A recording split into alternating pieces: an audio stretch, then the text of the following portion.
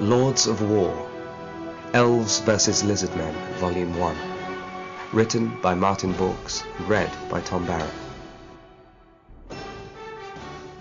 Part 8. The Will of Tslark. Chunkata Coldblood, the great Rex, drove the war band onwards. "Faster!" he bellowed, watching as the stocky warriors waddled through the undergrowth. High above them, the canopy dripped with humidity. Sunlight broke through the thick awning of vegetation here and there, but the sky was far from visible. Instead, clotted networks of vines and branches blocked out the view, providing avenues down which the smaller members of his cohort could scuttle.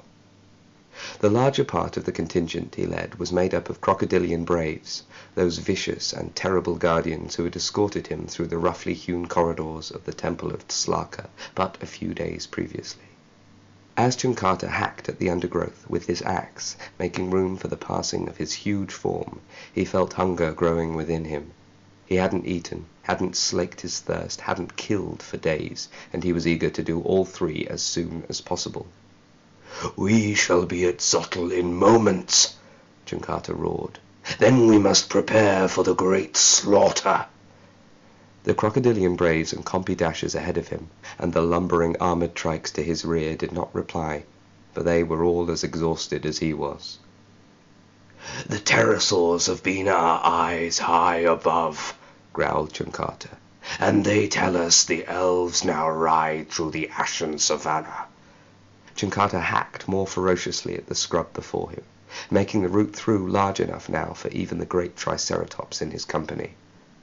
"The murder we have all dreamt of is soon to come to pass, brothers. It is the will of the old gods. They drive us onwards." As Chunkata said this, he did so with supreme confidence.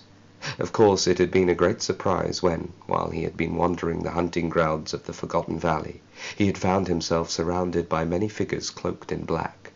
But now he understood. Those envoys of the Gesh Brotherhood had sent him to the Temple of Tslarka, the subterranean place of worship where all lizardmen paid fealty to Tslark, the god of the earth. He had done as they commanded. To pay fealty to Tslark, it was traditional for each lizardman to bring gold to the temple, as much as they might hollow out from the earth, find in a riverbed, or earn in trading.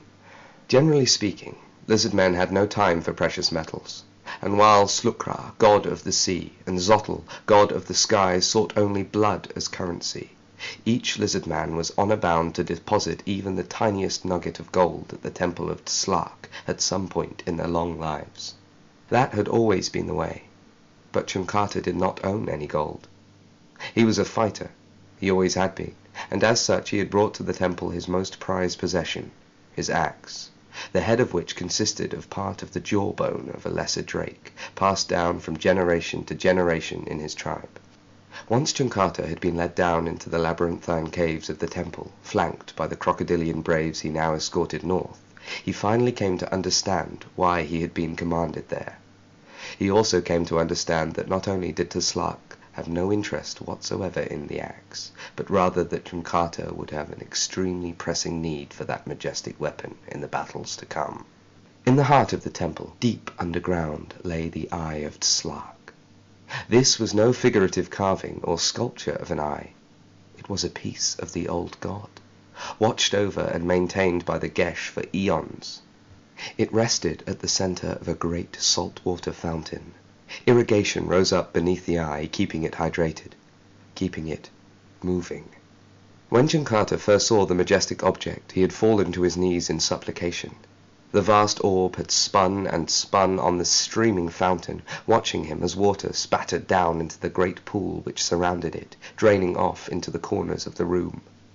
Through the ever-flowing waters and out of the shadows at the edges of the chamber of Tslark, hooded members of the Gesh Brotherhood had stepped. They had encouraged Chunkata to stand with them and look into the eye, to see the truth as they had done. Chunkata had obeyed. Inside the vast iris of the Eye of Tslark, Chunkata had been able to see so much. A series of rapidly flashing images. They had made him feel dizzy at first, but ultimately they had given him great clarity. One moment he had been seeing elf kings and queens talking in great palaces. He saw a titanic battle raging between orcs and dwarves, which was yet now taking place to the north. He saw a creature unknown to him, a pinkish, keen-looking beast, not one or two, but thousands of them, all banding together to fight. The eye told him that this creature was called Man, and that Chunkata was seeing the present. The next set of images had begun with the light seers. They were riding true dragons, hunting lizardmen in the fields and in the forests, while volcanoes blew great torrents of magma into the skies, and the oceans broiled, disturbed by primordial, forbidden wars. Those had been visions of the past. Next, the eye had shown him a world in which lizardmen, elves, orcs, and dwarves lived in peace, not just with each other, but with these men.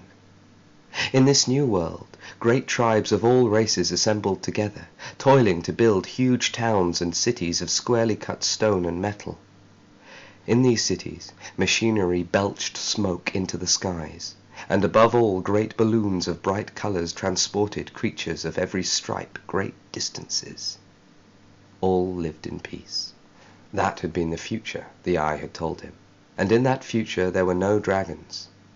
Once the eye had fallen silent and returned to its spinning, the Gesh had told Chunkata what he must do, of his part in the war which was soon to come to pass. They told him the purpose of the gold, of why Slark was so covetous of it. The armoured trikes had been loaded down with vast quantities of the precious metal. The crocodilian braves had been given heavy sacks to carry, and even Chunkata himself had been strapped with cloth pouches, each of which brimmed with shimmering, radiant gold. He had then advanced north, to Zottel, where the gold was to be placed into a vast cauldron, and a great fire was to be lit beneath it. And once the gold had burned down into a liquid, and the cauldron had blazed white-hot atop Zottel's high temple, the stage would be set for Dothrak's silver scale to be reborn. Of the 5 great warriors he was expecting, 4 had now arrived at Zottel. The blind guardian had come first, days ago, and now skulked and wandered amongst the shadowy boughs of the trees. Next to arrive had been the gladiator, Zundua the Brave, who seemed to do nothing but train endlessly with the bulwarks. They drilled spear sequences over and over again, and despite the creature's reputation, he seemed to show no tendency for mockery or mirth. Much later than expected, 2 others had then arrived, the Ashwalker and the jester Droka Klantos. They had carried with them the dragon's egg, as well as ill tidings. "The elves are moving," the Ashwalker had said. "They have brought chariots and bowmen. They now ride through the wastes."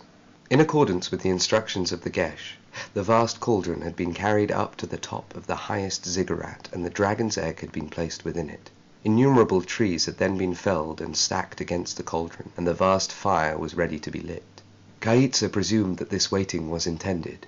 The Gesh must have considered how heavy the gold would have been to carry, how thick the undergrowth, how slow the progress of the armoured trikes and crocodilian braves would have inevitably been. Those mysterious summoners had surely planned for the warband's passage to take this long. Regardless, the waiting was interminable. To fill the hours, Kaitsa prayed. He prayed for the strength he needed to slaughter as many elves as it took to protect the egg. He prayed that the cauldron would be lit in time for the passage of the moons, and that the birthing ritual would be a success. He prayed also that the drake which emerged from the cauldron would be silver, the totem the clans needed in order that they might gather together and rid the world of dragons forever. Such was the will of Tzlak. Kaitsa allowed himself one selfish prayer. He prayed that the newborn drake would emerge from that tiny ocean of gold and see him first. He prayed that he, Kaitsa of Zottel, would be chosen to be the dragon's rider, that the glory would be his, and who was to know that it would not be, with the great battle set to commence in less than a day's time?